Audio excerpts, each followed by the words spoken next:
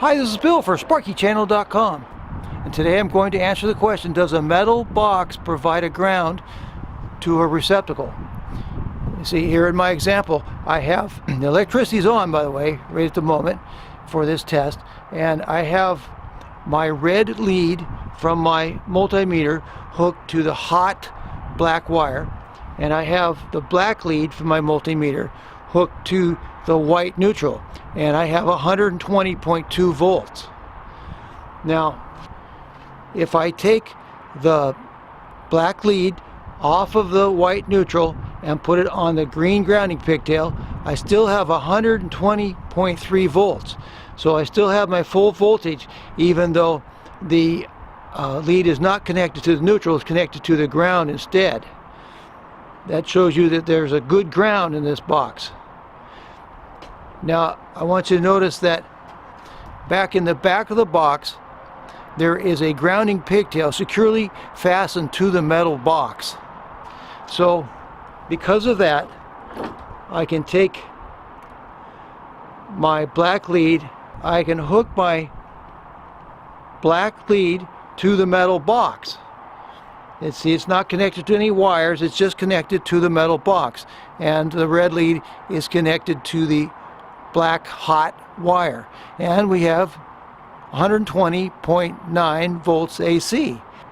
So we have excellent voltage whether this lead is connected to the neutral or to the ground or to the box. So that shows you we have an excellent ground and that the box is bonded to the grounding system of the house. It does work as an excellent ground when the box is properly bonded. Now let's move over to the second box. I have the red lead hooked up to the black hot wire in the second box, and I have the black lead hooked up to the neutral, and I have 120.7 volts AC. This is similar to what you're going to find in a house that has the old two-prong receptacles, the ungrounded receptacles. You see, and so this is really going to answer the question of, does the box provide grounding? So I'm going to take the black lead off of the neutral, and I'm going to hook it to the, and notice right now we're getting 5.6 volts. You say, well, why is it getting 5.4 volts? It's because of the electrical interaction between these different items. We got different wires, and this is a very, very good meter, and it's very sensitive, and it picks up the various interactions between the different wires and the meter and my body and so forth. So you got 5.5 volts AC, but there's only one lead hooked up. See, I got one just sitting here in the air, and it's got 5.5. So that's why. So I'm going to take and I'm going to hook this one to the box.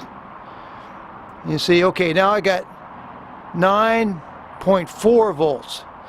So without the lead hooked to the box, I got 5.4, and with the lead hooked to the box, I got 8.4. And it actually does create a little bit of ground, but not nearly enough for a house wire system. It wouldn't protect you, it wouldn't do any good. So running a ground wire to this particular metal box and then to your receptacle will do no good in this instance. This is a good test to do though, because sometimes in old houses there will be a ground wire going to the back of the metal boxes, particularly in kitchen and bathroom circuits of the old houses. And if you do this test, you'll get close to 120 volts. If you have your red lead on the hot wire and your other lead on the metal box, you'll get close to 120 volts, and it will be grounded because the back of the box sometimes has a ground wire running to it. However, these wires are, in the old houses, are 16 or 18 gauge. So they're not sufficient for today's code. So the answer to does a metal box provide a ground for your electrical wiring is that it depends on whether the metal box is properly bonded to the grounding system of the house.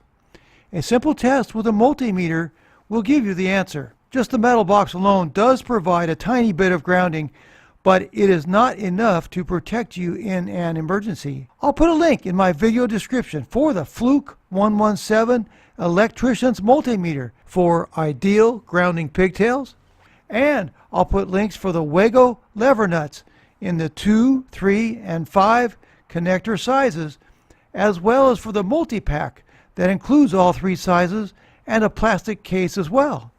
Thank you. I hope this video was helpful.